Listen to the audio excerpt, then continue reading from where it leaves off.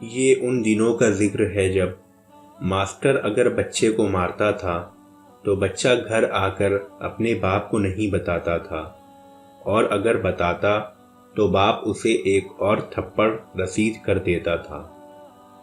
یہ وہ دور تھا جب اکیڈمی کا کوئی تصور نہ تھا اور ٹیوشن پڑھنے والے بچے نکمے شمار ہوتے تھے۔ بڑے بھائیوں کے کپڑے چھوٹے بھائیوں کے استعمال میں آتے تھے اور یہ کوئی عیب کی بات نہیں سمجھی جاتی تھی۔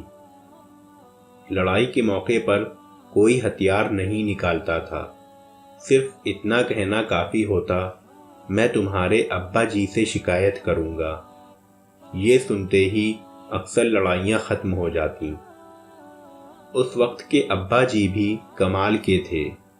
صبح سویرے فجر کے وقت کڑک دار آواز میں سب کو نماز کے لیے اٹھا دیا کرتے تھے۔ بے طلب عبادتیں کرنا ہر گھر کا معمول تھا۔ کسی گھر میں مہمان آ جاتا تو آس پاس کے پڑوسی حسرت بھری نگاہوں سے اس گھر کو دیکھنے لگتے اور فرمائشیں کی جاتی کہ مہمانوں کو ہمارے گھر بھی لے کر آئیں۔ جس گھر میں مہمان آتا تھا وہاں پیٹی میں رکھے فنائل کی خوشبو ملے بستر نکالے جاتے، خوش آمدید اور کڑھائی والے تکیے رکھے جاتے، مہمان کے لیے دھلا ہوا تولیہ لٹکایا جاتا اور غسل خانے میں نئے صابن کی ٹکیا رکھی جاتی تھی۔ جس دن مہمان نے رخصت ہونا ہوتا تھا سارے گھر والوں کی آنکھوں میں اداسی کے آنسو ہوتے تھے۔ مہمان جاتے ہوئے کسی چھوٹے بچے کو 10 روپے کا نوٹ پکڑانے کی کوشش کرتا تو پورا گھر اس پر احتجاج کرتے ہوئے نوٹ واپس کرنے میں لگ جاتا، تاہم مہمان بہر صورت یہ نوٹ دے کر ہی جاتا۔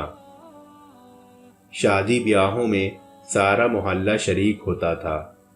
شادی غمی میں آنے جانے کے لیے ایک جوڑا کپڑا علیحدہ رکھا جاتا تھا جو اس موقع پر استعمال میں لایا جاتا تھا۔ جس گھر میں شادی ہوتی تھی ان کے مہمان اکثر محلے کے دیگر گھروں میں ٹھہرائے جاتے تھے۔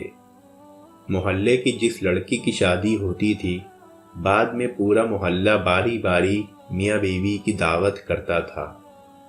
کبھی کسی نے اپنا عقیدہ کسی پر تھوپنے کی کوشش نہیں کی، کبھی کافر کافر کے نعرے نہیں لگے۔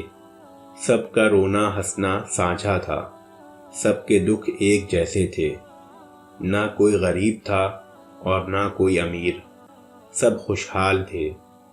کسی کسی گھر میں black and white T V ہوتا تھا اور سارے محلے کے بچے وہیں جا کر ڈرامے دیکھتے تھے۔ دکاندار کے پاس کھوٹا سکہ چلا دینا ہی سب سے بڑا فراڈ سمجھا جاتا تھا۔ کاش پھر وہ دن لوٹ آئیں۔